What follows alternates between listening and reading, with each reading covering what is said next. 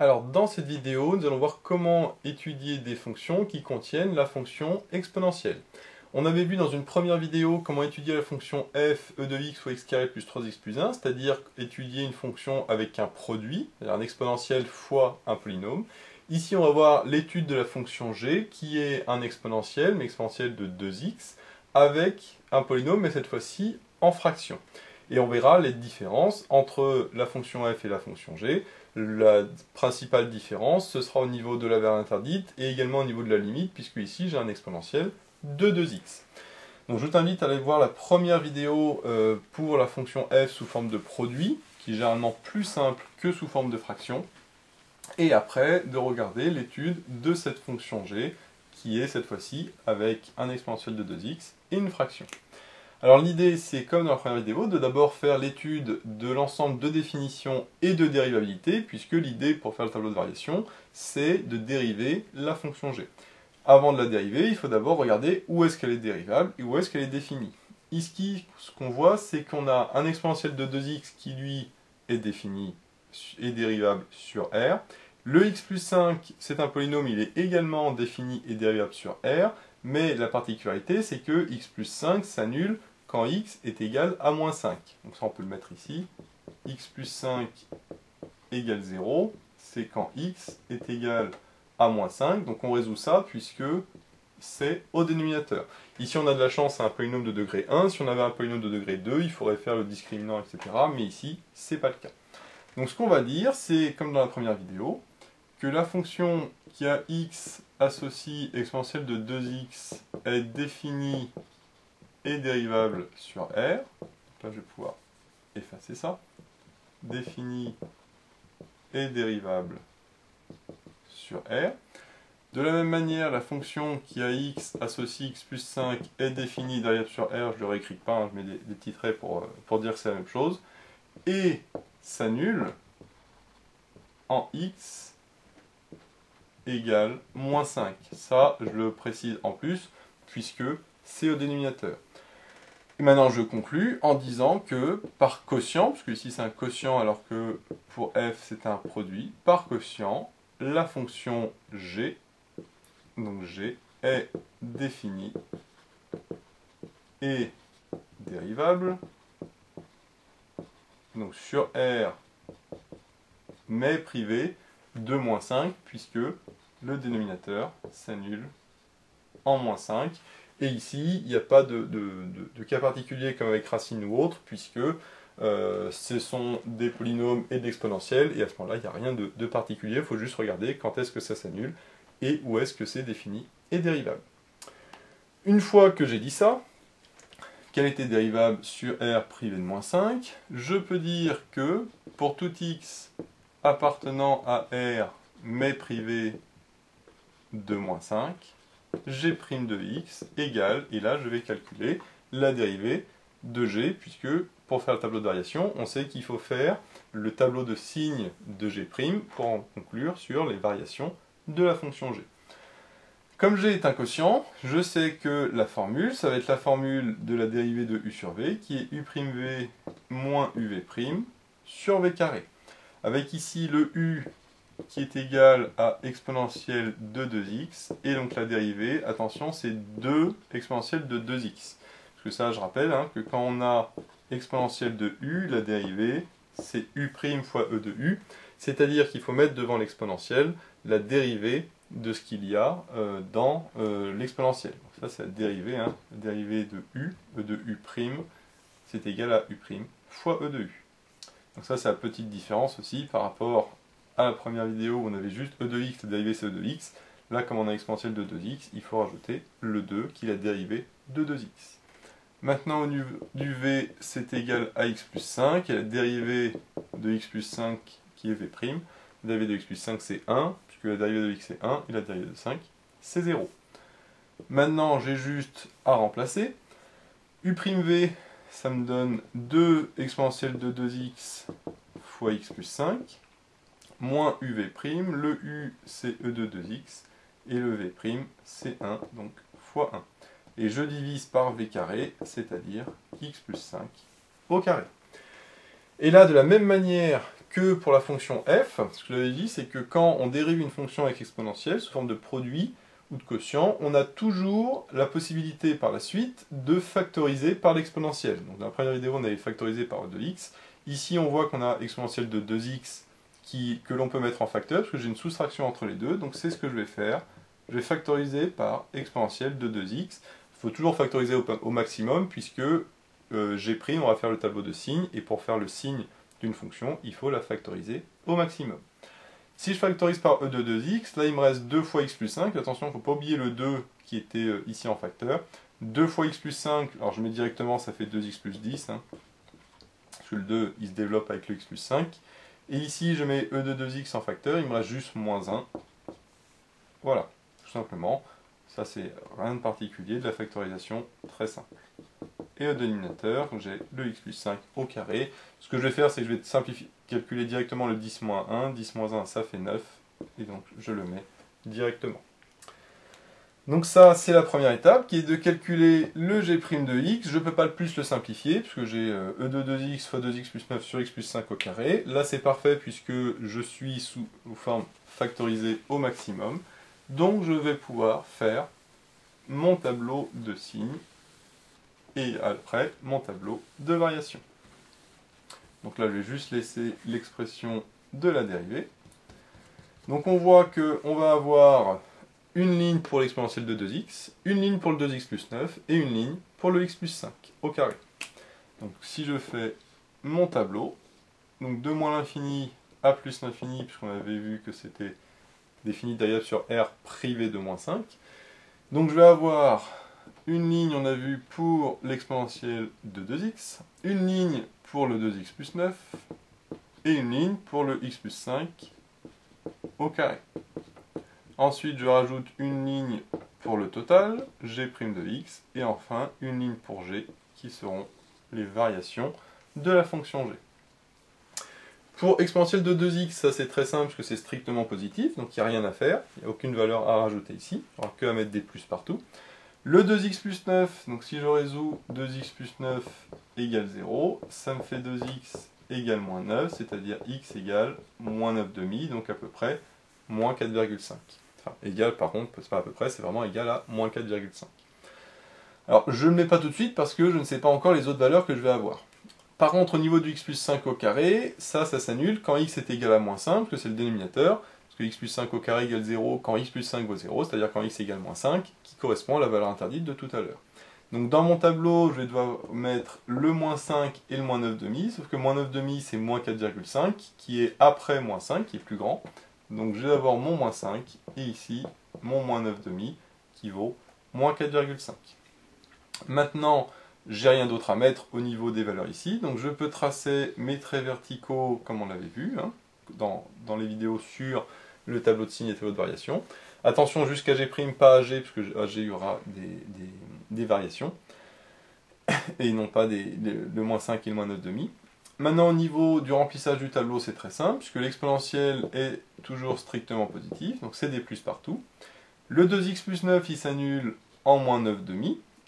Et la règle, pour un polynôme de degré 1, parce que si c'est du style ax plus b, c'est le signe de a, à droite du 0.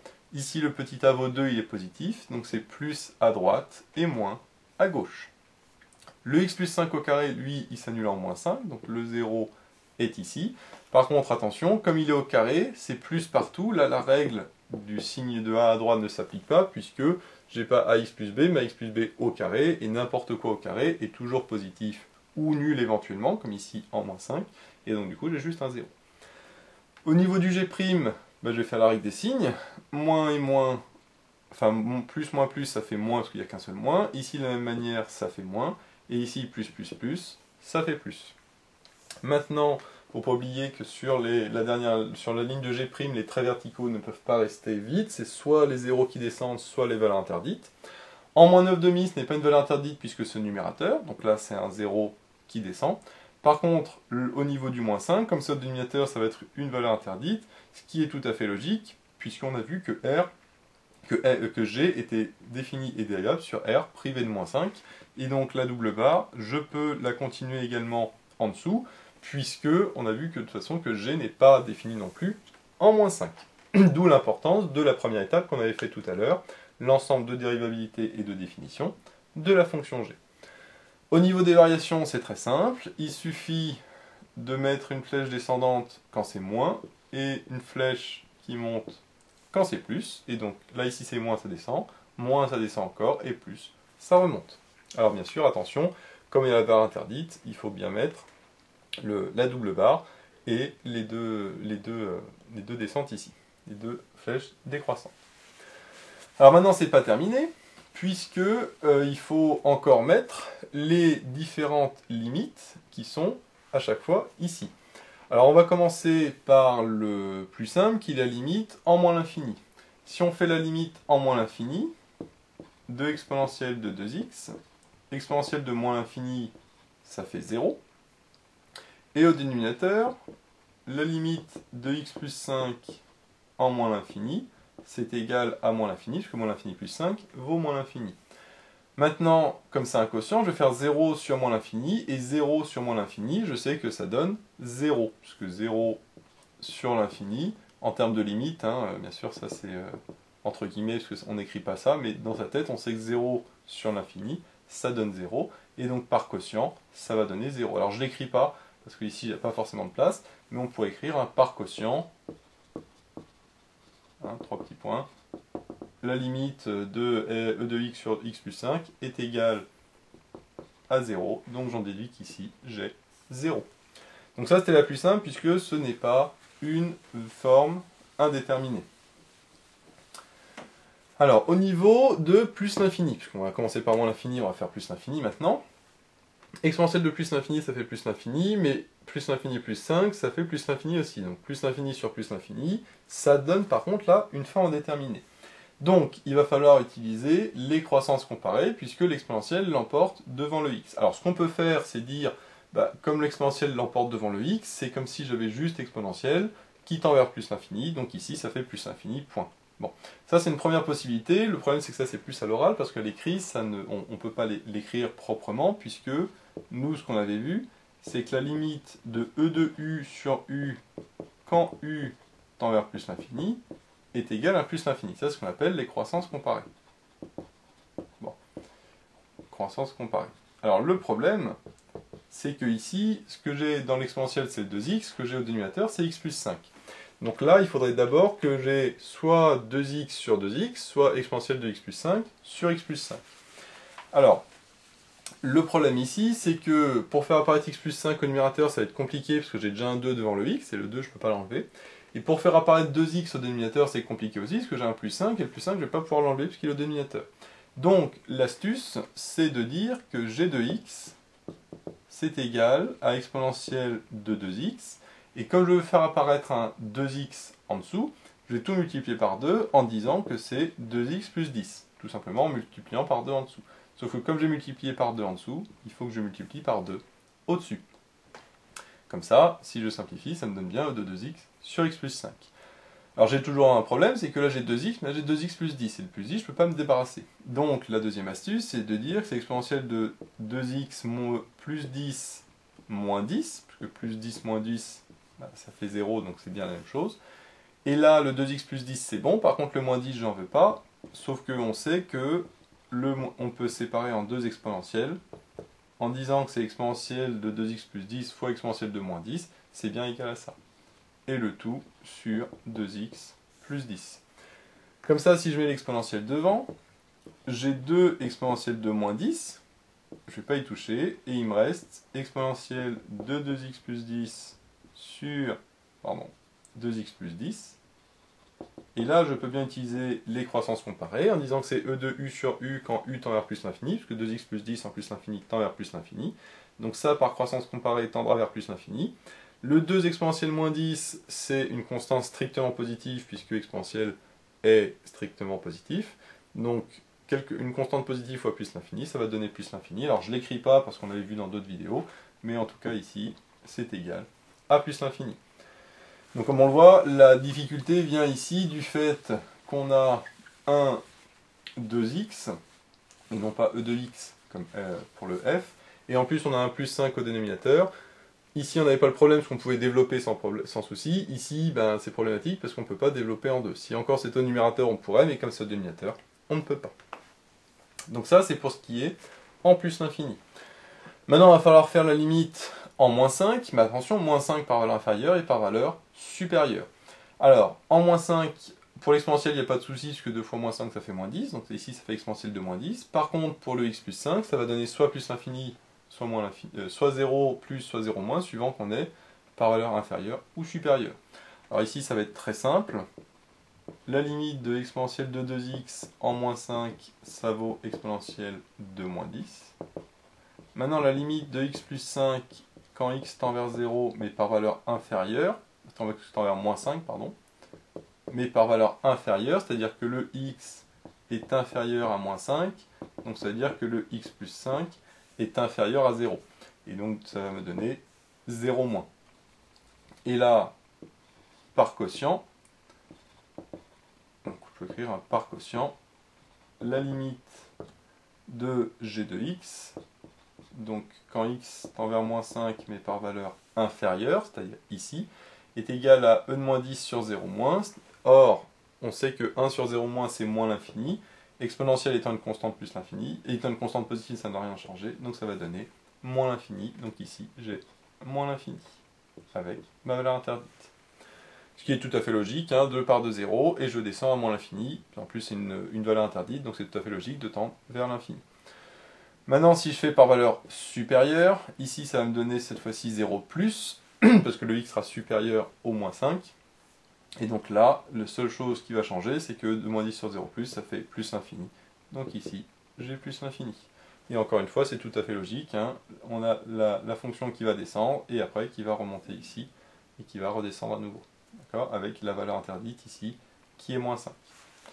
Et enfin, la dernière chose qu'il faut calculer, c'est ce qui se passe en moins 9,5, puisque j'ai un minimum local en moins 9,5. Alors là, tout simplement, là c'est très simple, je remplace le x par moins 9,5, parce que ce n'est pas une valeur interdite, donc je calcule g de moins 9,5. Pour calculer g de moins 9,5, au numérateur, ça va me donner exponentielle de 2 fois moins 9,5, les deux vont se simplifier, ça va être exponentielle de moins 9. En bas, je vais avoir moins 9,5 plus 5. Le 5, je peux le mettre directement sur 2, ça fait 10,5. Moins 9,5 plus 10,5, ça fait 1,5. Donc comme je divise par 1,5, je multiplie par l'inverse, c'est-à-dire par 2. Donc ça me fait 2 exponentielle de moins 9. Donc ici, j'ai 2 exponentielle de moins 9. Je vais assez rapidement sur le calcul. Si vous pouvez détailler pour plus de précision. Je ne vais pas le faire parce qu'on l'avait vu dans d'autres vidéos et c'est plutôt classique. Mais en gros, voilà, ça me donne 2 exponentielle de moins 9,5. Donc voilà un petit peu l'idée de l'étude de la fonction g. Comme on le voit, ça ressemble fortement à celle de f. La particularité, c'est qu'il y a une valeur interdite, donc forcément, ça implique une différence au niveau du tableau, mais aussi des calculs supplémentaires de limites qu'on n'avait pas forcément pour la fonction f. Par contre, pour le reste, c'est pareil. On factorise toujours par l'exponentielle dans la dérivée pour avoir un produit et pouvoir faire le tableau de signes.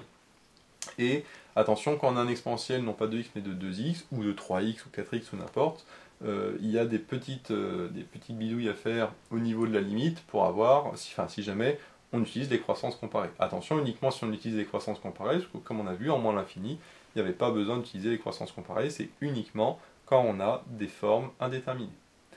Donc voilà, j'espère que cette vidéo vous sera utile. N'hésitez pas à vous abonner pour être au courant des nouvelles vidéos qui sortiront. J'ai mis le lien dans la description vers l'énoncé de l'exercice, ainsi que vers d'autres exercices sur les fonctions exponentielles. J'ai également mis le lien vers la page Tipeee où vous pouvez soutenir Méthode Math. Et moi je vous dis à bientôt pour de nouvelles vidéos.